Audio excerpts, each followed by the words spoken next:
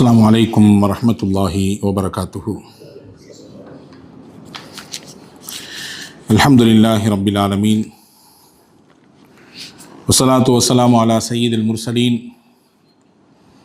வ அலா ஆலிஹி வ ஸஹ்பிஹி அஜ்மஈன். அம்மா பஅத் ஃபகத் क़ால அல்லாஹு தஆலா ஃபில் குர்ஆனில் கரீம் வல் ஃபுர்கானில் ஹமீத்.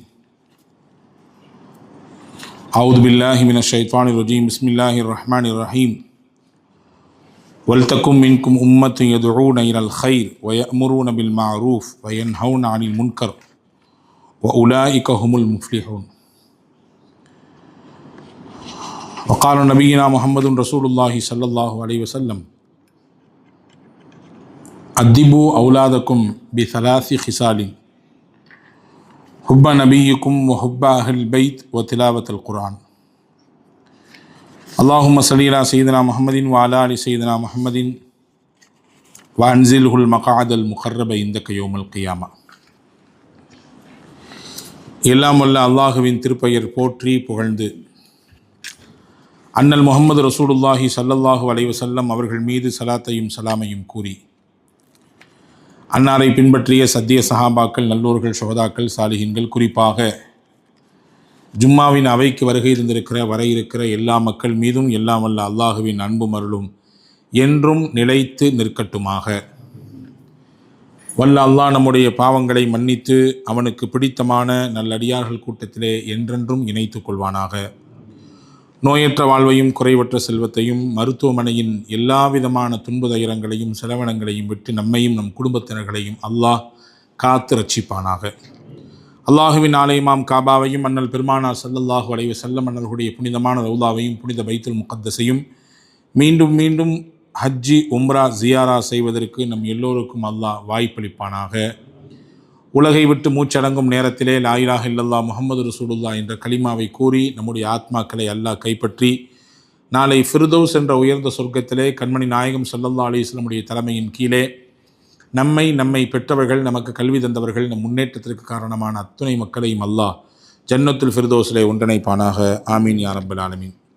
கண்ணியத்திற்குரிய சகோதரர்களே, பாசத்திற்குரிய மூமின்களே, கோடை விடுமுறைக்கு பிறகு பள்ளிகள் திறக்கப்பட்டிருக்கிறது அல்லது திறப்பதற்கு ஆயத்தப்பட்டிருக்கிறது. இந்த நேரத்தில் நம்முடைய பிள்ளைகள் சார்ந்த சில விஷயங்களை நாம் எடுத்து செல்ல வேண்டும் என்கின்ற எண்ணத்திலே சில விடயங்களை உங்களோடு நான் பகிர்ந்து கொள்கிறேன். இஸ்லாம் என்பது வெறும் வணக்க வழிபாடுகளை மட்டும் சொல்லித்தரக்கூடிய மார்க்கம் அல்ல. தொழுகை, நோன்பு, ஜக்காத்து, தஸ்பீ செய்கிறது, தான தர்மங்கள் இத்தோடு முடிந்து போனது என்பது அல்ல. அதை தாண்டி நமக்கான வாழ்வியலை கற்றுத்தரக்கூடிய, வாழ்க்கையினுடைய பாதையை சொல்லித்தரக்கூடிய ஒரு அதி அற்புதமான மார்க்கம் இஸ்லாம். அதை தான் நம்முடைய வாழ்க்கையில் நாம் அல்லாஹுவினால் அதை பின்பற்றுவதற்கு வாய்ப்பு தரப்பட்டிருக்கிறோம். அல் குர்ஆனிலே எப்படி தொழுகையை பற்றி பேசுகிறதோ, கடமையான விஷயங்களை பற்றி ஆங்காங்கே பல இடங்களில் அல்லாஹ் சொல்லுகிறானோ, வணக்க வழிபாடுகளினுடைய முக்கியத்துவத்தை பற்றி பேசுகிறானோ, அதே போன்றுதான் சீர்திருத்தமிக்க சமூகம் உருவாகுவதற்கான வழிகளை பற்றியும் குர்ஆன் பேசுகிறது. அதிலும் குறிப்பாக வளர்ந்து வரக்கூடிய தலைமுறை, நாளை நம் கண்களுக்கு பின்னால் இந்த சமூகமாக மாற இருக்கக்கூடிய, இந்த சமூகத்தை வழிநடத்தக்கூடிய அந்த வளரும் தலைமுறையின் வழிகாட்டுதலை பற்றி திருக்குர்ஆன் நிறைய பேசுகிறது. அல் குர்ஆனிலே ஒரு வசனத்தை பாருங்கள். அல்லாஹ் சொல்கிறான், வல்தக்கும் மின்கும் உம்மத்தி யதுஊன இலல் கைர். உங்களில் ஒரு கூட்டம் இருக்க வேண்டும், அவர்கள் என்ன செய்ய வேண்டும்? நன்மைகளின் பக்கம் மக்களை அழைத்து கொண்டே இருக்க வேண்டும், நன்மைகளை செய்ய வைக்க வேண்டும், நன்மைகளின் பக்கம் தூண்ட வேண்டும், நன்மைகளை செய்பவர்களாக ஒரு சமூகத்தை உருவாக்க வேண்டும். யமுரூன பில் மஅரூஃப் வ யன்ஹவுன அனில் முன்கர். நல்லதை அவர்கள் எடுத்துச் சொல்வார்கள், தீயதை அவர்கள் தடுப்பார்கள்.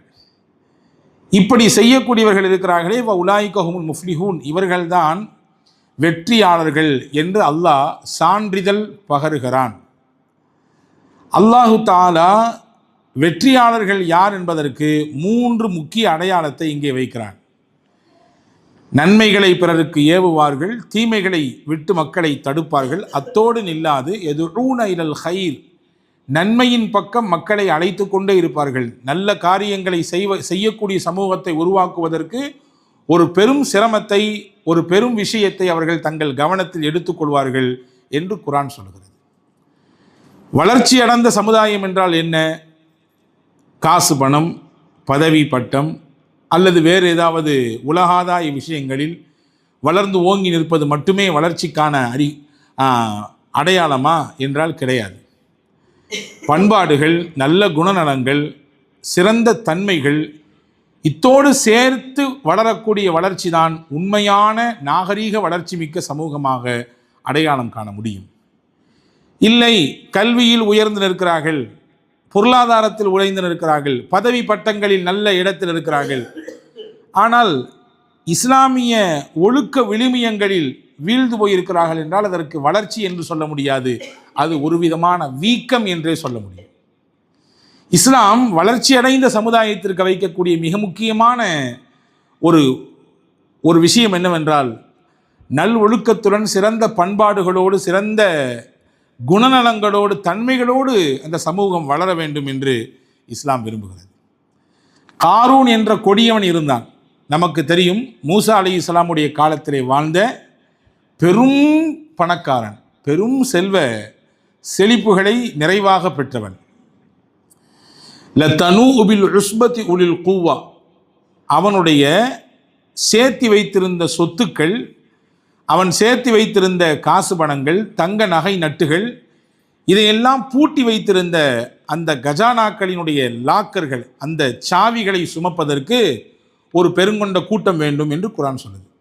அவனுடைய காசு பணத்தை, செல்வ செழிப்புகளை தூக்குறதுக்கு இல்லை, எல்லாத்தையும் எதில் வச்சு சேர்த்து பூட்டி வச்சிருந்தானோ அந்த லாக்கர்களின் கீயை சுமப்பதற்கு உஸ்பா என்கிறான். உஸ்பா என்பதற்கு நிறைய அர்த்தம் இருக்கிறது.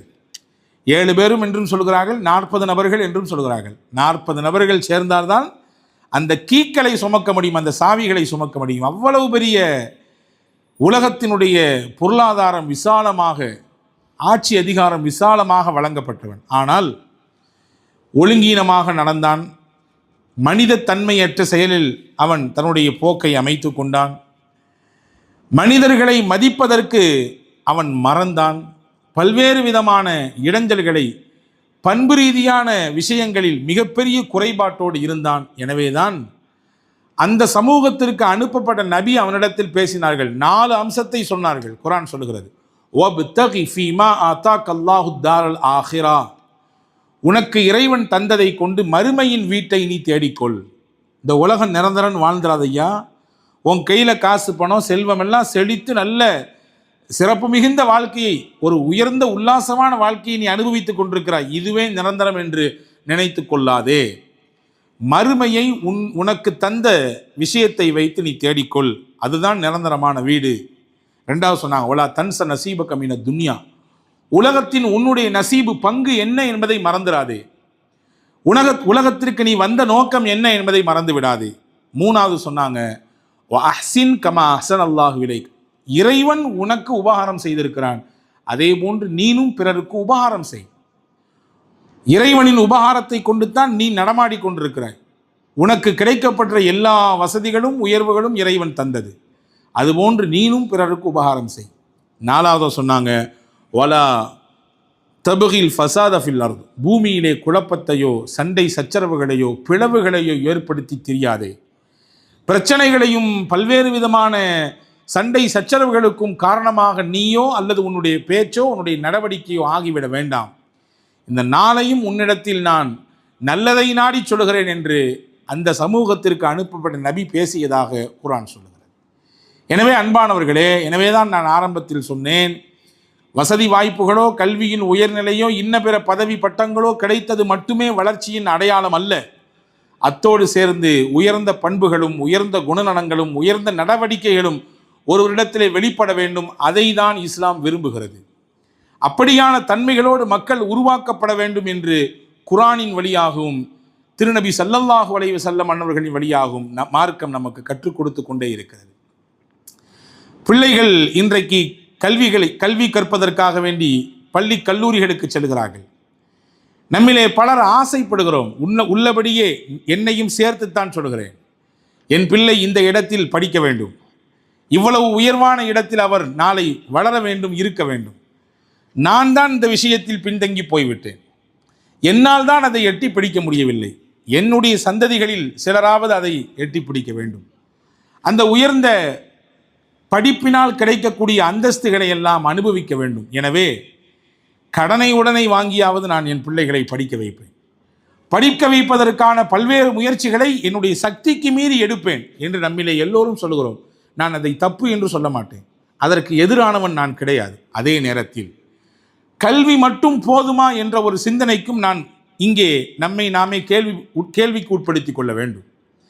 கல்விக்காக வேண்டி பெரும் முயற்சிகளை எடுக்கக்கூடிய நாம் அத்தோடு சேர்த்து நல்ல குணங்களும் உயர்ந்த பண்புகளும் நல் ஒழுக்கங்களும் நம் பிள்ளைகளுக்கு போய் சேர்வதற்கு எவ்வளவு பெரிய முயற்சியை நாம் எடுக்கிறோம் என்பது இன்று நம்மிலே பெற்றோர்களில் பலரிடத்தில் கேட்டால் அது வெறும் கேள்விக்குறியாக மட்டுமே தொத்தி நிற்கிறது. பேசுவது என்பதை குறைந்து போய்விட்ட காலம். நாமும் வெளியே பயணிக்கிறோம், பிள்ளைகளும் கல்லூரிகள் பள்ளிக்கு சென்று விட்டு வருகிறார்கள், அவரவர்கள் அவர்களுடைய வேலையை பார்க்கிறார்கள், நாம் நம்முடைய பணிகளை பார்க்கிறோம். பிள்ளைகளோடு சேர்ந்து பேசுவதற்கும் உரையாடுவதற்கும் அவர்களுடைய உள்ளக்கிடங்கில் இருக்கக்கூடிய விஷயங்களை நாம் தெரிந்து கொள்வதற்கும் அதற்கான தீர்வுகளை சொல்லிக் கொடுப்பதற்கும் அவனுடைய சிந்தனையில் உதிக்கக்கூடிய கேள்விகளுக்கான பதிலை சரியாக அறிவுபூர்வமாகவும் மார்க்க ரீதியாகவும் வாழ்வியல் துறையிலும் மிகச்சரியான முறையில் சொல்லிக் கொடுத்து அதற்கான விஷயங்களை வழிகாட்டுவதற்கும் நம்மிலே பலருக்கு நேரம் கிடைப்பதில்லை என்பது மிகப்பெரிய ஒரு விஷயமாக இன்று உருவாகி இருக்கிறது. நான் சமீபத்தில் இணையத்தில் வாசித்த ஒரு விஷயம், ஒரு பையன் தன்னுடைய தகப்பனாரிடத்தில் ஒரு ஓய்வு நாள் ஞாயிற்றுக்கிழமை போன்ற ஒரு நாளிலே வந்து கேட்கிறான். என்ன கேட்குறான்? அப்பா, நீங்கள் 1 மணி நேரத்துக்கு எவ்வளோப்பா சம்பாதிப்பீங்கன்னு கேட்குறான். அவன் ஒரு 5-6ஆம் வகுப்பு படிக்கக்கூடிய மாணவன். அப்பாவுக்கு சட்டுன்னு கோவம் வருது. உனக்கு ஏன்டா இப்போ இது, அதெல்லாம் நீ சம்பாதிக்கிற நேரத்தில் பார்த்துக்கலாம். இல்லை, எனக்கு வேணும், நீங்கள் சொல்லுங்களேன், 1 மணி நேரத்துக்கு உங்கள் ஊதியம் என்ன அப்படின்னு கேட்குறான். அவர் திரும்ப திரும்ப இந்த கேள்வியை கேட்கறதுனால சரி 100 ரூபா சம்பாதிப்பேன், போதுமா போ அப்படின்னு அந்த இடத்த விட்டு நகர்த்தி விடுறாரு. அவன் அடுத்து கேட்குறான், எனக்கு ஒரு 50 ரூபா நீங்கள் எனக்கு கடன் கொடுங்களேன்னு கேட்குறான். நான் தான் டெய்லி உனக்கு பேக்கெட் பண்ணி கொடுக்கறது உண்டு, இன்றைக்கி ஏன் நீ கேட்குற? இல்லை கொடுப்பா, ஒரு 50 ரூபா எனக்கு கடன் வேணும். அவர் சட்டை பையில் இருந்து 50 ரூபாயை எடுத்து கொடுத்தார். வாங்கிவிட்டு வேகமாக போனான். தன்னுடைய அறைக்கு சென்றான். தலையணைக்கு கீழே ஒரு 50 ரூபாய் வைத்திருந்தான். அதை எடுத்து கொண்டான். இந்த 50ஐயும் சேர்த்தான். வேகமாக வந்து அப்பா கையில் கொடுத்து விட்டு சொன்னான், உங்கள் 1 மணி நேரத்தில் நீங்கள் சம்பாதிக்கிற அந்த 100 ரூபாயை தந்துவிட்டேன். அவர் 100 ரூபாய் சம்பாதிப்பவர் அல்ல, அதைவிட அதிகமாகவோ அல்லது குறைவாகவோ சம்பாதிக்கலாம். ஆனாலும் அந்த நேரத்தில் அந்த சிறுவனின் கேள்விக்கு பதில் சொல்லி நகர்த்த வேண்டும் என்று நினைத்தார். அப்படி சொன்னார். உடனே இவன் 100 ரூபாயை கொடுத்து விட்டு தகப்பனாரிடத்திலே கேட்டான், தந்தை இடத்திலே, உங்களின் 1 மணி நேரத்திற்கான ஊதியத்தை நான் தந்துவிட்டேன், உங்கள் 1 மணி நேரத்தை என்னோடு நீங்கள் தாருங்கள், எனக்காக உங்கள் 1 மணி நேரத்தை தாருங்கள், அதற்கான ஊதியம் உங்களுக்கு கொடுத்தாகிவிட்டது என்று சொன்னான். அப்பொழுதுதான் அவர் யோசித்தாராம், பரபரப்பு சம்பாத்தியம் வேலை வாய்ப்பு அங்கே இங்கே என்று சுற்றி என் பிள்ளையோடு நான் கொடுக்கக்கூடிய நேரத்தை பேசக்கூடிய நேரத்தை மறந்து விட்டேனே, அல்லது நான் கண்டுகொள்ளாமல் கடந்து விட்டேனே என்று யோசித்தாராம். அன்பர்களே, இந்த கேள்வி எனக்கும் தொத்தி நிற்கிறது, உங்களுக்கும் தொத்தி நிற்கிறது. நம் பிள்ளைகளோடு பேசுவதற்கான ஒரு வாய்ப்பை, அவகாசத்தை நம்மிலே எவ்வளவு நபர்கள் எவ்வளவு நேரம் ஒதுக்குகிறோம் என்கின்ற கேள்வி நம்மிலே இங்கே எழுந்து நிற்கிறது. ரசூலுல்லாஹி ஸல்லல்லாஹு அலைஹி வஸல்லம் சிறுவர்களோடு பேசினார்கள். நீங்கள் ஆச்சரியப்படுவீர்கள், திருக்குர்ஆனிலே 114 அத்தியாயம் இருக்கிறது இல்லையா? பொதுவான பொது பெயர்களோடு பல அத்தியாயங்கள் இருக்கிறது. வைத்துக் கொள்ளுங்கள், மாஇதா உணவு தட்டு, அந்நிசா பெண்கள் இல்லையா, ஆலு இம்ரான் இம்ரானின் குடும்பத்தினர்கள், அல் பக்ரா பசுமாடு, இப்படியே சொல்லிக்கொண்டே போகலாம். ஒவ்வொரு அத்தியாயத்திற்கும் பெயர் வைக்கப்பட்டது. அந்த பெயர் ஒரு பொது பெயராக இருக்கும். ஆனால் ஒரு சில அத்தியாயங்களுக்கு மட்டும் குறிப்பிட்ட ஒருவரின் பெயரை வைத்து அல்லாஹ் அங்கே அடையாளப்படுத்துகிறான். பாருங்கள், நபிமார்களிலே இப்ராஹிம் என்று ஒரு நபி இருக்கிறார்கள், அவர்கள் பெயரிலே குர்ஆனில் ஒரு அத்தியாயம் இருக்கிறது. நபிமார்களிலே யூசுப் என்று ஒரு நபி இருக்கிறார், அவருடைய பெயரிலே குர்ஆனில் ஒரு அத்தியாயம் இருக்கிறது. யூனுஸ் என்று ஒரு நபி இருக்கிறார், அவருடைய பெயரிலே ஒரு அத்தியாயம் இருக்கிறது. இப்படியே சொல்லலாம் கொஞ்சம் கொஞ்சம். முஹம்மது ஸல்லல்லாஹு அலைஹி வஸல்லம் பெயரிலே ஒரு அத்தியாயம் இருக்கிறது. சூரா முஹம்மது என்று 26வது ஜுசுவிலே ஒரு அத்தியாயம் தனிப்பட்ட முறையில் இருக்கிறது. இது தாண்டி போர்கள் சார்ந்த சில விஷயங்கள், அதை மையப்படுத்தி அதை குறிக்கும் விதத்திலே சில அத்தியாயங்கள், அன்பால் போன்ற அத்தியாயங்கள் எல்லாம் இடம்பெறுகிறது. ஆனால் நபிமார்கள், பொது பெயர்கள், இதையெல்லாம் தாண்டி நபிமார்களுடைய அந்த வட்டத்தில் வராதவர், அதே நேரத்தில் முக்கியத்துவமாக கவனிக்கப்பட வேண்டும் என்கின்ற எண்ணத்திலே அல்லாஹ் ஒரு தனிநபரின் பெயரை ஒரு அத்தியாயத்திற்கு தலைப்பாக சூட்டி அவர் பேசிய பேச்சுக்களை எல்லாம் ஒரு அத்தியாயத்தின் தலைப்புச் செய்தியாக சொல்லியிருக்கிறார். அதுதான் சூரா லுக்மான். லுக்மான் என்பவர்கள் நபி கிடையாது. யெகோவித்த கருத்தின் அடிப்படையிலே உலக அறிஞர்கள் சொல்கிறார்கள் லுக்மான் நபி கிடையாது. ஆனால் அவர் ஒரு நல்லவர், அதே நேரத்திலே இறைவனால் ஞான உதிப்புகளை கொடுக்கப்பட்டவர், நல்ல பல வழிகாட்டியாக பல அமைச்சர்களுக்கு, பல அரசர்களுக்கு அமைச்சராக இருந்தவர், பல்வேறு ஞான கருத்துக்களை உலகத்தில் சொன்னவர். அந்த லுக்மான் அலைஹிஸ்ஸலாமின் பேரிலே திருக்குர்ஆனிலே ஒரு அத்தியாயம். அந்த அத்தியாயத்தில் அல்லாஹ் சொல்ல வரக்கூடிய செய்தி என்ன தெரியுமா? அவரும் அவர் பெற்ற பிள்ளையும் பேசிக்கொண்ட உரையாடலை அந்த அத்தியாயத்தின் தலைப்புச் செய்தியாக வைத்தான். பெரும்பாலும் அங்கே அந்த அத்தியாயத்தில் சுமார் ஏறத்தாழ ஒரு 2.5 பக்கம் அளவிலே இதுதான் பேசப்படுகிறது. லுக்மான் அலைஹிஸ்ஸலாம் தான் பிள்ளைகிட்ட என்ன பேசினாங்க, அந்த பேச்சினுடைய அமைப்பு எப்படி இருந்தது என்பதை பற்றித்தான் திரும்ப திரும்ப அல்லாஹ் பேசுகிறான். மொத்தமே ஒரு 5-6 பக்கங்கள் கொண்டது தான் அந்த அத்தியாயம். ஆனால் அதிலே அதிகபட்சமாக அல்லாஹு தாலா லுக்மான் அலைஹிஸ்ஸலாம் தன் மகனிடத்திலே பேசிய அந்த உரையாடலை இங்கே வசனங்களாக பதிவு செய்து உலக அழிவு நாள் வரை வரக்கூடிய மக்கள் எல்லாம் படித்து நல் உணர்வு பெற வேண்டும் என்று அல்லாஹ் முடிவு செய்தான். ஏன்? ஒரு நபியாக இல்லாதவர், சரி, அவர் தான் பிள்ளைகிட்ட பர்சனலாக பேசின விஷயத்தை எல்லாம் எடுத்து ஒரு தனி அத்தியாயத்தில் முக்கிய செய்தியாக தலைப்பிட்டு பேசுவதற்கான காரணம் என்ன? பிள்ளைகளின் உளவியலை பெற்றோர்கள் புரிந்து கொள்ள வேண்டும் என்று அல்லாஹ் விரும்புகிறான். பிள்ளைகள் பேச வேண்டும் என்று நினைப்பார்கள், குறிப்பாக பெற்றோர்கள் தங்களிடத்தில் பேச வேண்டும் என்று நினைப்பார்கள்.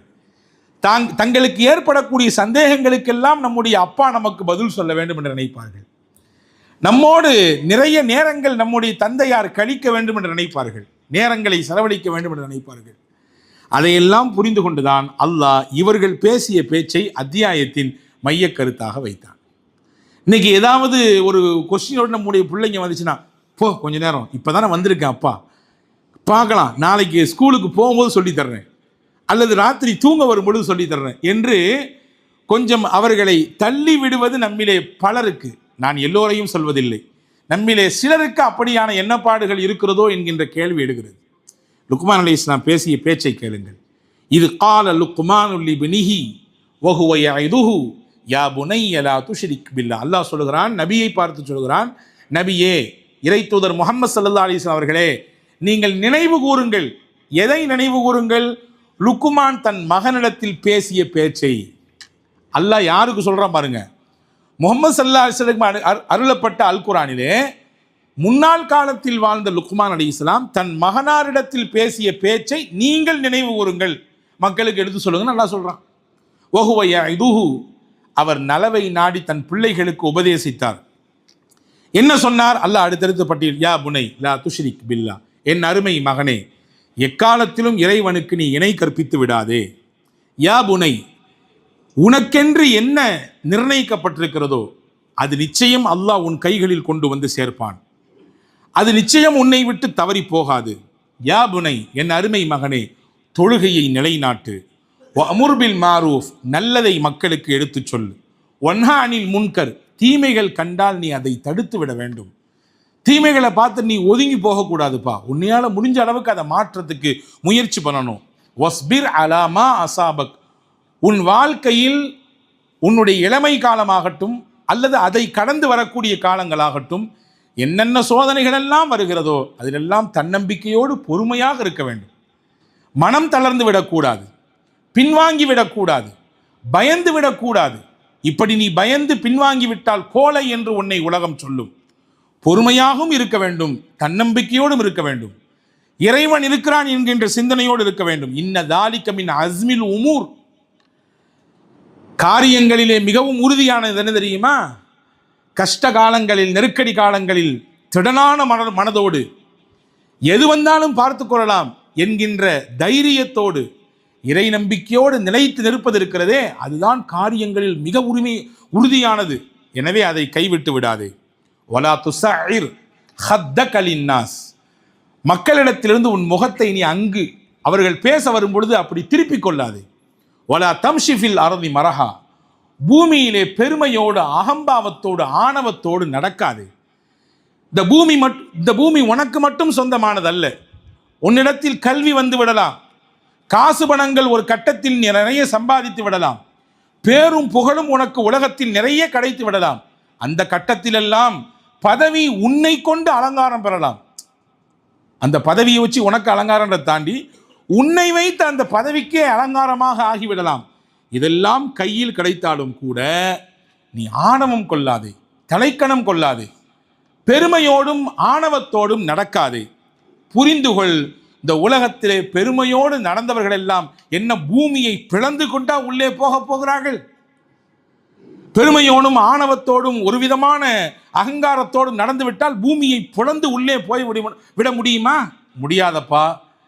எல்லாவற்றுக்கும் மேலே அல்லாஹ் இருக்கிறான்.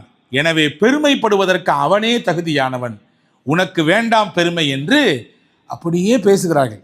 அன்பர்களே, நான் என்னிடத்திலும் கேட்கிறேன், உங்களுக்கும் சேர்த்தே சொல்லுகிறேன், இந்த மாதிரியான வார்த்தைகள் நம் பிள்ளைகளிடத்தில் எவ்வளவு நபர்கள் எவ்வளவு நேரம் பேசியிருப்போம். வெறும் தொழுகை மட்டும் சொல்லவில்லை, பண்புகளை சொல்லித் தருகிறார்கள், பொறுமையாக இருக்க வேண்டும் என்று கற்றுத்தருகிறார்கள், தன்னம்பிக்கை ஊட்டுகிறார்கள். இறைவன் பார்க்கிறான், எனவே ஆணவம் கொள்ளக்கூடாது, அகம்பாவம் கொள்ளக்கூடாது என்று கற்றுத்தருகிறார்கள். தகப்பனாருக்கும் தாய்க்கும் பெற்றோருக்கும் எப்படி நல்ல பிள்ளையாக நடக்க வேண்டும் என்பதை கற்றுத்தருகிறார்கள். நம்பிக்கையை சொல்லித் தருகிறார்கள். என்ன உனக்கு கிடைக்க வேண்டும் அது உன் கையில் வந்து சேரும், அதற்காக வேண்டி தவறான வழியை நீ யோசிக்காதே, அந்த பக்கம் திரும்பாதே என்கின்ற முறையை கற்றுத்தருகிறார்கள். அன்பர்களே, இதுவெல்லாம் இன்றைய பிள்ளைகளுக்கு சொல்லித் தருவது எதை வைத்து? பள்ளி கல்லூரிகளுக்கு சென்றால் இதையெல்லாம் கற்றுத்தரப்படுகிறதா என்பது மிகப்பெரிய கேள்விக்குறி. ஏன்னா அங்கே இருக்கக்கூடிய சிலபஸை சொல்லித் தர்றதுக்கே நேரம் இல்லை. எனவேதான் கட்டாயமாக பள்ளி கல்லூரிகளிலே நல் ஒழுக்கத்திற்காக வேண்டி ஒரு குறிப்பிட்ட நேரம் ஒதுக்க வேண்டும், ஒரு வகுப்பே வைக்க வேண்டும், அல்லது மாதத்தில் ஒரு நாள் அல்லது மாதத்தில் 2 நாட்கள் அப்படி நேரம் ஒதுக்கி நல்லொழுக்க பயிற்சிகளை கொடுங்கள் என்ற கோரிக்கை பல தரப்பிலிருந்தும் எழுந்திருக்கிறது. குர்ஆன் இதை இயல்பாக உங்கள் பிள்ளைகளுக்கு சொல்லுங்கள் என்கிறது, இயல்பாக உட்கார்ந்து பேசுங்கள் என்கிறது, இயல்பாக இந்த விஷயத்தை அந்த பிள்ளைகளின் உள்ளத்திலே கடத்துங்கள் என்று சொல்லுகிறது. அது மிகப்பெரிய மாற்றத்தை அவர்களின் வாழ்க்கையில் வளர்கிற நேரத்திலும் தரும். அவர்கள் தங்களுடைய கல்லூரி படிப்பு முடித்து அவர்கள் பணிகளுக்கு செல்லக்கூடிய நேரத்திலும் இதனுடைய தாக்கத்தை அங்கே பார்க்கலாம் என்பதை இஸ்லாம் நமக்கு கற்றுத்தருகிறது. ஹஜ்ரத் ரசூலுல்லாஹி ஸல்லல்லாஹு அலைஹி வஸல்லம் திர்மிதி ஷரீஃபில் ஒரு ஹதீஸ் வந்திருக்கிறது. இப்னு அப்பாஸ் ரலியல்லாஹு அன்ஹு அவர்கள் அறிவிக்கிறார்கள், ரசூலுல்லாஹ் என்னை கூட்டிகிட்டு போனாங்க. இப்னு அப்பாஸ் ரலியல்லாஹுக்கு அப்போ வயசு ஒரு 10 வயசுக்குள்ளே தான் இருக்கும். 10 வயதிற்கு உள்ளே இருக்கக்கூடிய ஒரு சிறுவர் சொல்கிறார், என்னுடைய நபி அழைத்து கொண்டு போனார்கள், என்னிடத்தில் பேசினார்கள். ஆனந்தத்தோடு சொல்கிறார், நபி என்னிடத்தில் பேசிய அந்த விஷயத்தை அவர் ஆனந்தத்தோடு பதிவு செய்கிறார். என்ன பேசினார்கள் தெரியுமா? யா குலாம், சிறுவனே, அன்போடு அழைப்போமே, ரொம்ப பரிவோடு பாசத்தோடு பிள்ளையை அழைக்கக்கூடிய ஒவ்வொரு ஊருக்கும் ஒரு பழக்கம் இருக்கிறது. ராஜா என்பார்கள், அப்பா என்பார்கள், வேறு சில வார்த்தைகளை சொல்வார்கள், செல்லம் என்பார்கள். அப்படி அழைத்து என்னிடத்தில் சொன்னார்கள், இன்னி அல்லிமுக கலிமாத், சில வார்த்தைகளை உனக்கு நான் சொல்லித் தரட்டுமோ அப்பான்னு கேட்டாங்க. சில விஷயம் உனக்கு நான் சொல்லித் தரட்டுமா, நீ உள்வாங்கிக்கி வா, முக்கியமான விஷயம் சொல்ல போகிறேன் அப்படின்னு சொன்னாங்க. நான் உடனே சொன்னேன், கண்டிப்பாக சொல்லித்தாங்க நபியே, நீங்கள் என்ன சொல்லித்தாரீங்க, நீங்கள் என்ன என்ற பேச போகிறீங்கன்றத நான் ஆவலாக இருக்கேன், ஆசையாக இருக்கேன், சொல்லித்தாங்க. அப்போ தான் ரசூல் சொன்னாங்க, யஹ்ஃபதில்லா யஹ்ஃபதுக, அல்லாவின் விஷயத்தில் பேணி பாதுகாப்பாக நடந்து கொள்ள வேண்டும், ஹராம் ஹலாலை பேணி வாழ வேண்டும். அல்லாஹ், நீ அப்படி வாழ்ந்தால் உன்னை அவன் காப்பான், உனக்கு வரக்கூடிய நெருக்கடிகளில், கஷ்டங்களில், சூழலில் உன்னை அவன் காப்பான். இஹ்ஃபதில்லா தஜிதுஹு துஜாஹக. அல்லாவின் வரையறையிலே நீ சரியாக இருந்தால் உனக்கு முன்னால் இறைவனை நீ பார்ப்பாய். அப்படின்னா என்ன அர்த்தம்? அல்லாஹ் விஷயத்தில் மார்க்கம் சொல்லி கொடுத்த அந்த வரையறையிலே, அந்த கோட்டில் நீ சரியாக நின்றால், அந்த அந்த பாதையில் நீ சரியாக பயணித்தால், நீ மட்டும் பயணிப்பதாக நினைத்து கொள்ளாதே, உன்னோடு அல்லாவும் இருக்கிறான், அல்லாவின் உதவியும் இருக்கிறது. நீ மார்க்கம் கொடுத்த வரையறையெல்லாம் மீறி, மார்க்க வரம்புகளை எல்லாம் மீறி, மனித மனம் ஏற்றுக்கொள்ளாத விஷயங்களை எல்லாம் செஞ்சு முடிச்சுட்டு எனக்கு வர்றதில்லையே, எனக்கு இறைவன் உதவி செய்யறதில்லையே என்று சொல்வதிலே, புலம்புவதிலே எந்த அர்த்தமும் இல்லை. நீ சரியாக அந்த பாதையில் நிலைத்து நில், உனக்கு அந்த பாதையில் இறைவனின் உதவி கிடைக்கும். இதா சல்த ஃபஸ்அலில்லா. நீ என்ன கேட்கணும்னு நினைச்சா முதல்ல அல்லாட்ட கேளு. ஃபர்ஸ்ட் அல்லாட்ட கேளு, அதற்கு அடுத்து உன்னுடைய காரியத்தை துவங்கு. இதஸ்தஅன்த ஃபஸ்தஇன் பில்லாஹ். உனக்கு என்ன உதவி தேவைப்பட்டாலும் அல்லாவை அழை, அவனை அழைத்து உன்னுடைய உதவி கோரலை வை. அடுத்து சொன்னாங்க, வாழ மன்னல் உம்மத்தல விஜிதமாத் அலா ஐயன் ஃபவுக பிஷையின் லம் என் ஃபவுக பிஷையின் இல்லா கது கத்தபல்லாஹு லக. புரிந்துகொள் மகனே, உலகமெல்லாம் சேர்ந்து உனக்கு ஒரு நன்மை செய்ய நாடுகிறது. அல்லாஹ் அந்த நன்மையை உனக்கு வேண்டாம் என்று விரும்பினால், உலகமெல்லாம் சேர்ந்தாலும் ஒரு நன்மையை உனக்கு கொண்டு வந்து கொடுக்க முடியாது. அடுத்து சொன்னாங்க, உலகமெல்லாம் சேர்ந்து உன்னை சுற்றி இருக்கவங்கெல்லாம் சேர்ந்து உனக்கு எதிராக குழி பறிச்சு உன்னைய தள்ளி விட்டு நீ வம்பா போகணும், நாசமா போகணும்னு நினைச்சு நிறைய நிறைய நிறைய உனக்கு சுற்றி நடக்குது பிளான். ஆனால் அல்லாஹ் அதனுடைய பாதிப்பு உனக்கு கொஞ்சம் கூட வரக்கூடாதுன்னு நினச்சிட்டான்னா, உன்னை சுற்றி 100 பேர் இல்லை, 1000 பேர் இல்லை, 1,00,000 பேர் திட்டம் போட்டாலும் உனக்கு எதிராக அவங்களால ஒரு துரும்ப கூட நகட்ட முடியாது. விளங்கிக்கப்பா, உனக்கு ஒரு நன்மை வேணும்னு உலகம் முழுக்க சேர்ந்து முயற்சி பண்ணாலும் அல்லாஹ் நாடாட்டி உனக்கு கிடைக்காது. உனக்கு ஒரு தீமையை, ஒரு பிரச்சனையை, ஒரு இடைஞ்சலை கொடுக்கணும்னு உலகமெல்லாம் சேருது. உலகமெல்லாம் சேருதுன்னு சொல்றதுடைய காரணம் என்னன்னா, உலகமெல்லாம் சேர்ந்தா ஒருத்தருக்கு ஆப்போசிட்டா இருக்க போது அப்படி அல்ல. உன்னை சுத்தி இருப்பவர்கள் எல்லாம் உனக்கு எதிராக இருப்பதை போல ஒரு பிம்பம் உருவாக்கப்படுது. ஆனா அல்லாஹ் நாடுறான், உனக்கு அதிலிருந்து ஒரு சின்ன பாதிப்பு கூட வரக்கூடாதுன்னு. அல்லாஹ் நானதான் நடக்கும்பா, நீ கவலைப்படக்கூடாது. எவ்வளவு பெரிய தன்னம்பிக்கை, இறைநம்பிக்கையின் வார்த்தை இது. இப்னு அப்பாஸ் ரலியல்லாஹு சொல்றாங்க, இது நான் சின்ன பிள்ளையில கேட்டேன், இப்பவும் என் மனசுல பசுமையான் இருக்குது.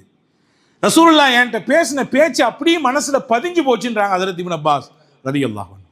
அன்பான சகோதரர்களே, இப்போ பள்ளி கல்லூரிகளுக்கு அனுப்பக்கூடிய இந்த காலகட்டத்திலே நாம் நம்மிலே பல நேரங்களில் இப்படி யோசிப்பது உண்டு. ஏதாவது பிள்ளைங்க தப்பு பண்ணா கூப்பிட்டு பேசுகிறோம், கண்டிக்கிறோம், அல்லது ஏதாவது அவன்கிட்ட சொல்லணும்னு நினச்சா அப்போ பேசுகிறோம். அத்தோடு முடிந்து போனது. இயல்பாக அமர்ந்து இந்த மாதிரியான நல்ல உபதேசங்களை, நல்ல வழிகாட்டுதல்களை, வாழ்க்கையினுடைய உண்மைத்தன்மையை, ஒவ்வொரு மனிதர்களின் சிந்தனை உன்னை சுற்றி இருப்பவர்களிடத்தில் எப்படியெல்லாம் இருக்கும், அதை நீ எப்படி எதிர்கொள்ள வேண்டும், அந்த நேரத்தில் எந்த மாதிரியான விஷயங்களை கையில் எடுக்க வேண்டும் என்பன போன்ற விஷயங்களை எல்லாம் நாம் எவ்வளவு தூரம் கவனம் எடுத்து உள்ளே நாம் நம் பிள்ளைகளுக்கு சொல்லிக் கொடுக்கிறோம் என்கின்ற கேள்வி நமக்கு இருக்கிறது. ஹஜ்ரத் அனஸ் இப்னு மாலிக் ரலியல்லாஹு அன்ஹு ரசூலுல்லாஹ் கூட 10 வருஷம் இருந்தாங்க. திருமிதியில் இந்த ஹதீஸ் வருது, ரசூலுல்லாஹ் என்னை கூப்பிட்டு சொல்லி கொடுத்தது இன்னைக்கும் என் மனசில் நிற்கிது. நான் அப்போ சின்ன பிள்ளை, 10 வயசு தான் எனக்கு. ரசூலுல்லாஹ் என்னை கூப்பிட்டு பேசினாங்க. என்ன பேசினாங்க தெரியுமா? யா புனை இன் கதர்த அன் துஸ்பிஹ அம் தும்சி ஃபலைஸ ஃபீ கல்பிக கிஷ்ஷும் மின் நஹதின் ஃபஃஅல் தாலிக். நான் இன்னைக்கு ஒன்று சொல்ல போகிறேன், கேட்குறியா அப்படின்னு கேட்டாங்க. அன்பு கலந்த கட்டளை அது. ஒரு வெறும் கட்டளையாக இல்லாமல் இப்படி தான் செய்யணும், சொல்கிற மாதிரி தான் கேட்கணும், அப்படியாக்கும் இப்படியாக்கும் என்று வெறும் கட்டளையாக இல்லாமல் அன்புடன் அதை புகட்டினார்கள். மகனே, என் அருமை பிள்ளையே, நான் உனக்கு ஒன்று சொல்லித்தரேன், நீ கேட்க தயாராக இருக்கியப்பா? நான் உன்கிட்ட பேசலாமா? நான் ஒன்று சொல்ல போகிறேன், அதை நீ உள்வாங்கிறதுக்கு ரெடியாக இருக்கிறியா அப்படின்னு கேட்டாங்க. ஒரு இறை தூதர் இப்படி கேட்பது எனக்கு பெரிய பெரிய பரவசத்தை கொடுத்தது. யார் ரசூலுல்லாஹ் 10 வயசு தான் அவருக்கு, ஆனாலும் கூட சுற்றி இருக்கக்கூடிய சிச்சுவேஷன்லாம் பார்த்துருப்பார்ல. எவ்வளோ பெரிய மரியாதைக்கு ரசூலுல்லாஹ் சொந்தக்காரர்கள், எவ்வளோ பெரிய பெரிய வயதில் மூத்தவர்கள், அவர்களுக்கு கொடுக்கக்கூடிய அந்த கண்ணியம், மரியாதை, இதையெல்லாம் பார்த்து வளர்ந்தவராச்சே. ரசூலுல்லாஹ் ஏன்ட்டு ஒரு விஷயம் சொல்ல போகிறாங்களா? நபியை சொல்லுங்களேன், நீங்கள் சொன்னால் நான் கேட்கறதுக்கு உடனே தயாராக இருக்கு, நீங்கள் என்ன பேசணும்னு ஆசையாக இருக்குது. அப்போ ரசூலுல்லாஹ் சொன்னாங்க, அப்பா ஒன் டே ஃபுல்லாக நீ உன் மனசில் யாரை பற்றி எந்த தப்பான எண்ணம் கொள்ளாமல் இருக்க முடியும்னு இருந்தா அப்படி இருந்துக்கப்பா. யாரை பற்றி எந்த தப்பான அபிப்பிராயமும் உன் மனசில் கூட வர வேண்டாம். ஏன்னா எல்லாரையும் பற்றி நல்ல அபிப்பிராயம் கொள்வது என்னுடைய பழக்கம்பா. நான் என்னுடைய ஹேபிட் என்னன்னு சொல்லட்டுமா, என்னுடைய வழக்கம் என்னன்னு நான் சொல்லட்டுமா, யாரை பற்றியும் தப்பான அபிப்பிராயம் என் மனசில் கூட வராது. அதனால் அதே ஒரு முறையை நீனும் கற்றுக்கோ. நீனும் உன்னுடைய லைஃப்பில் அதை நீ செல்லுபடியாக்க, அதை செயல்படுத்து.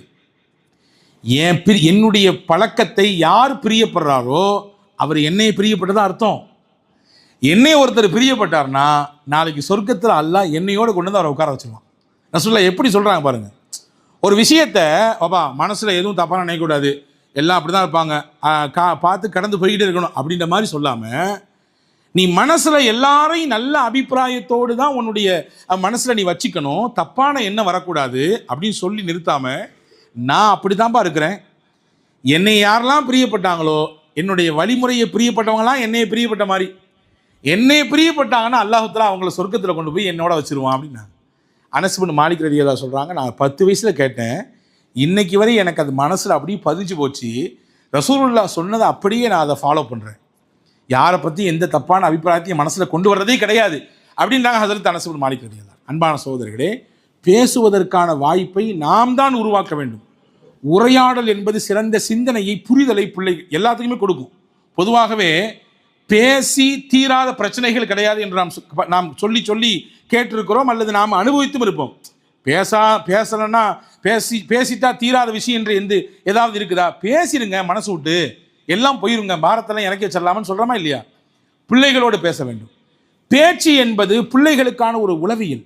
அவர்களோடு உட்கார்ந்து அமர்ந்து பேசும் பொழுது, அவர்களிடத்திலே மனது விட்டு பேசும்போது, அவர்களுடைய கருத்தை கேட்கும்போது, அவர்கள் சொல்லக்கூடிய கேள்விகளுக்கு நாம் பதிலை நம்மால் முடிந்த அளவுக்கு எடுத்து வைக்கும் பொழுது சிறந்த புரிதலை கொடுப்பதோடு மட்டுமல்ல, நம்முடைய பேச்சு சில வார்த்தைகள் அவர்களுக்கு மிகப்பெரிய நம்பிக்கையையும் தைரியத்தையும் கூட கொடுத்து விடலாம்.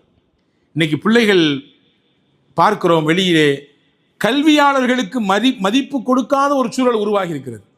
பள்ளி கல்லூரியிலே படிக்கக்கூடிய படிப்பை சொல்லித்தரக்கூடியவர்களுக்கு மரியாதை கொடுக்காத ஒரு சூழல் உருவாகி இருக்கிறது. அதை நாம் பார்க்கிறோம். சர்வசாதாரணமாக அவங்களை எல்லாம் தட்டி விடுற மாதிரி பேசுறதும், அவர்களை எதிர்த்து பேசுவது என்பதை தாண்டி ஒரு விதமான உதாசீனப்படுத்தக்கூடிய கண்ணோட்டத்திலே அவர்களிடத்தில் நடந்து கொள்வதையும் பார்க்கிறோம். ரசூலுல்லாஹி ஸல்லல்லாஹு அலைஹி வஸல்லம் ஒரு மரியாதை மிக்க ஒரு நாளைய தலைமுறையை பெருமானார் உருவாக்கி தந்தாங்க. ஹதீஸில் வருகிறது, இப்னு அப்பாஸ் ரலியல்லாஹு தான், அவரும் சின்ன பிள்ளை தான். அவர் சந்திக்க போறார். யார் அப்படின்னா ஜெயித் இப்னு சாபித் அப்படின்னு ஒரு சஹாபியை சந்திக்க போறார். ஜெயித் இப்னு சாபித் இன்னைக்கு நம்ம குர்ஆன் வச்சிருக்கிறோமே, இந்த குர்ஆனினுடைய உருவாக்கத்திற்கு பின்னால் அவர் தான் இருக்கிறார். அவர் தான் அந்த குர்ஆனை புத்தக வடிவத்திலே, நூல் வடிவத்திலே தொகுத்தவர். பெரிய கல்வியாளர், ரசூலுல்லாஹ் அங்கீகரித்த கல்வியாளர்களில் ஒருவர் அவர். இப்போ இப்னு அப்பாஸ் அவரும் பெரிய கல்வியாளர் தான், சின்ன வயதிலே ரசூலுல்லாஹ்வுடைய துஆவை பெற்றவர். இவர் சந்திக்கிறதுக்காண்டி போறார் ஜெயித் இப்னு சாபித் ரலியல்லாஹு. இவர் போய் வீட்டு கதவை தட்டின உடனே அவர் அங்கேயும் கதவை திறந்துட்டு பதறி அடிச்சு வர்றாரு. நீங்கள் ஏங்க வந்தீங்க? நீங்கள் சொன்ன நான் வந்திருப்பேன்ல அவர் சொல்லுகிறார் ஜெயித். ஏன்னா இப்னு அப்பாஸ் ரசூலுல்லாஹ்வுடைய குடும்பத்துக்காரங்க, நபி ஸல்லல்லாஹு அலைஹி வஸல்லம் குடும்பத்தில் கட்டுப்பட்டவர். ஏன்னா உங்கள் குடும்பத்துக்கு மரியாதை இருக்குது, ரசூலுல்லாஹ்வுடைய குடும்பமாச்சே நீங்கள் சொன்ன நான் உங்களை வந்திருப்பேனே பார்க்கறதுக்கு. ஜெயித் இப்னு சாபித் இடத்துல இப்னு அப்பாஸ் ரலியல்லாஹு சொன்னாங்க, நாங்கள் நபியின் குடும்பமாக இருந்தாலும் நபி மதித்த கல்வியாளர்கள் ஒருவர் நீங்கள், உங்களை மதிக்கணும். உங்களை தேடி தான் நான் வர வேண்டும். நான் கல்வி தேடி வந்திருக்கிறேன், கல்வியை கற்றுக்கொள்ள வந்திருக்கிறேன். நான் ஒரு இடத்துல உட்கார்ந்துருப்பேன், நீங்கள் தான் நீ பார்க்கணுன்றது மரபு அல்ல. கல்வியை தேடித்தான் மாணவன் செல்ல வேண்டும். எனவே தேடி உங்களை வந்திருக்கிறேன், இப்படித்தான் எங்களுக்கு நபிகள் கற்றுக் கொடுத்திருக்கிறார்கள் என்று பேசி முடிச்சுட்டு வெளியே 2 பேருமே சேர்ந்து கிளம்புற நேரத்தில் ஜெயித் இப்னு சாபித் ரலியல்லாஹுடைய வாகனத்தை இப்னு அப்பாஸ் ரசூலுல்லாஹ்வுடைய குடும்பத்துக்காரங்க அந்த வாகனத்தை இழுத்து அவங்களுக்கு ஏறுற மாதிரி வசதியாக அமைச்சு கொடுக்கும் பொழுது அதற்கு ஜெயித் சொன்னாங்க, விடுங்க, அது பணியாளர் பார்த்துக்கொள்வா, நீங்கள் இந்த மாதிரி செய்றீங்க, நீங்கள் ரசூலுல்லாஹ்வுடைய குடும்பம், நீங்கள்லாம் ஒதுங்கி நின்னுங்க, நீங்களாம் அந்த வேலை செய்யக்கூடாதுன்னு சொல்லும் பொழுது இப்னு அப்பாஸ் ரலியல்லாஹு சொன்னாங்க, ஹாக்கதா உமிர்னா அன்னஃபஅல பி உலமாஇனா, எங்களிலே கல்வியாளர்களிடத்தில் எப்படி நடந்து கொள்ள வேண்டும் என்பதை ரசூலுல்லாஹ் எங்களுக்கு இப்படி தான் கற்றுக் கொடுத்தாங்க. கல்வியாளருக்கு கொடுக்கக்கூடிய மரியாதை அவருடைய வயதுக்கோ அல்லது அவருடைய நிலைக்கோ கொடுப்பதல்ல, அவர் கற்றிருக்கக்கூடிய கல்விக்கு கொடுக்கக்கூடியது. அது அவர் படித்திருக்கக்கூடிய கல்வி அவ்வளவு உயர்வா, அதனால தான் அந்த மரியாதை. வயசை வச்சு அல்ல, அவர் படித்திருக்கக்கூடிய கல்விக்கு கொடுக்கக்கூடிய மரியாதை ரசூலுல்லாஹ் எங்களுக்கு சொல்லி கொடுத்தாங்கன்னா இப்னு அப்பாஸ் ரலியல்லாஹு. உடனே ஜெயித் ரலியல்லாஹு இப்னு அப்பாஸ் ரலியல்லாஹு கையை பிடிச்சி அப்படி முத்துனாங்களாம், இப்னு அப்பாஸ் ரலியல்லாஹுடைய கையை. புகாரி ஷரீஃபினுடைய விரிவுரையிலே இந்த செய்தியெல்லாம் வருகிறது. உடனே ஹஜ்ரத் இப்னு அப்பாஸ் வயசுல சின்ன பிள்ளை தானே, கையை அப்படி எடுத்தாங்க. நீங்க என்ன இப்படி முத்துறீங்க? உடனே ஸைத் ரலியல்லாஹு சொன்னாங்க, இப்படித்தான் ரசூலுல்லாஹ்வுடைய குடும்பத்துக்காரங்களை கண்ணியப்படுத்துன்னு எங்களுக்கு ரசூலுல்லாஹ் சொல்லி கொடுத்துருக்காங்க. நீங்க சாதாரண குடும்பம் இல்லையே, நபியினுடைய குடும்பமாச்சே, சாதாத்தாச்சே, செய்யிதாச்சே, ரசூலுல்லாஹ்வுடைய பரம்பரையாச்சே, அந்த பரம்பரையில் வந்த பிள்ளைகளுக்கு இப்படி தான் கண்ணியப்படுத்தணும்னு சொல்லி எங்களுக்கு ரசூலுல்லாஹ் கற்றுக் கொடுத்துருக்காங்க. இப்போ மாற்றி மாற்றி கல்வியாளர்கள் தங்களுக்கு கற்றுத்தரக்கூடியவர்களை எவ்வளவு கண்ணியமாக நடத்தினார்கள் என்கின்ற மிகச்சிறந்த பாரம்பரியத்தை கொண்டது இஸ்லாம். எனவே இதையெல்லாம் நம்முடைய பிள்ளைகளுக்கு சொல்லிக் கொடுக்க வேண்டும். கல்லூரிகளிலே, பள்ளிக்கூடங்களிலே அவர்கள் கற்றுத்தரக்கூடிய அந்த கல்வி கற்றுத்தரக்கூடிய ஆசிரியரிடத்தில் எப்படி மரியாதையாக நடந்து கொள்ள வேண்டும், எப்படி மரியாதை நிமித்தமாக பேச வேண்டும், எப்படி பெரியவர்களுக்கு கொடுக்கக்கூடிய மரியாதை கொடுக்க வேண்டும். இன்னைக்கு பெரியவர்களை மதிக்காத ஒரு தலைமுறை உருவாகி கொண்டிருக்கிறது. மிகப்பெரிய வேதனையிலும் வேதனை. அதை நம்ம வேடிக்கை பார்க்குறோம். பார்த்தீங்களா என் பையன் எப்படி பேசுகிறான், பார்த்தீங்களா அவன் தாத்தாவையே டே அப்படிங்கிறான், அப்படிதான் பேசுவான் அப்படின்னு சொல்லி அதை நியாயப்படுத்துகிற ஒரு ஒரு நிலை உருவாகி இருக்கிறது. பெரியவர்களுக்கு மரியாதை கொடுக்காதவர், சிறியவர்கள் மீது அன்பு பாராட்டவர் என்னுடைய சமூகத்தை சேர்ந்தவர் இல்லை நாங்கள் ரசூலுல்லாஹ் ஃபலைஸ மின்னா, என்னை சேர்ந்தவரே இல்லை என்றார்கள் பெருமானார். எனவே இதையெல்லாம் எது கொண்டு போய் பிள்ளைகளின் உள்ளத்தில் நிறுத்தும் என்றால், நான் ஆரம்பத்தில் சொன்னதை மறுபடியும் சொல்லுகிறேன், பிள்ளைகளோடு உரையாடக்கூடிய அந்த உரையாடல் தான் இதையெல்லாம் கொண்டு வந்து சரி. நீ வெறுமன கட்டளையா ஆர்டரா மட்டும் போட்டாலும் எது காரியம் நடக்காது. உட்கார்ந்து மனசு விட்டு பிள்ளைகளோடு அமர்ந்து பேச வேண்டும். அவர்களுடைய மனதை புரிந்து கொள்ள வேண்டும், அவர்களுடைய அந்த உளவியலை புரிந்து கொள்ள வேண்டும். அத்தோடு சேர்த்து நாம் சொல்லக்கூடிய விஷயத்தையும் மார்க்க ரீதியாக கொண்டு போய் சேர்க்கும் பொழுது நிச்சயமாக அவர்களின் வாழ்க்கையில் வளரக்கூடிய சூழலையும் சரி, வளர்ந்த பிறகு அவர்கள் பணி நிமித்தமாக பல இடங்களுக்கு பல நாடுகளுக்கு செல்ல பொழுதும் சரி, நிச்சயமாக அதனுடைய தாக்கம் இருக்கும் என்பதை நாம் கவனத்தில் கொள்வோம். எல்லாம் வல்ல அல்லாஹ் அப்படிப்பட்ட சிறந்த சமூகத்தை உருவாக்குவதற்கு, சமைப்பதற்கு அல்லாஹ் உங்களுக்கும் எனக்கும் எல்லா மக்களுக்கும் அல்லாஹ் வாய்ப்பளிப்பானாக. வாஹிரு தாவானா அல்ஹம்துலில்லாஹி ரப்பில் ஆலமீன். அஸ்ஸலாமு அலைக்கும்.